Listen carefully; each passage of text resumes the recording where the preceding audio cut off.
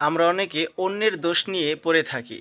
অমুকের ছেলে ভালো না, অমুকের মেয়ে ভালো না, অমুকে ওই কাজটা করছে, এরকম কথাবার্তা নিয়ে পড়ে থাকি। আসলে কি আমাদের উচিত নিজেদের দোষকে বের করা। আচ্ছা, আপনাকে যদি আমি প্রশ্ন করি, আপনি কি 100% ভালো? আমাদের কি কোনো দোষগুণ নেই? আসলে কি আমরা 100% ফ্রেশ, একবারে ভালো? আমরা দুধের দেওয়া তুলসী পাতা, অন্য মানুষ খারাপ, এরকমটা কখনোই না। প্রত্যেকটা মানুষেরই দোষগুণ আছে।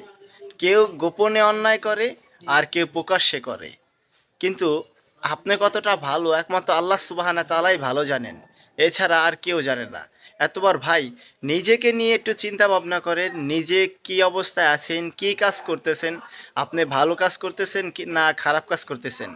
অন্যের দোষ বর্ণনা করা বাদ দেন, নিজেকে সুন্দর করুন, নিজের মনকে সুন্দর করুন, নিজের চরিত্রটাকে সুন্দর করার চেষ্টা করুন।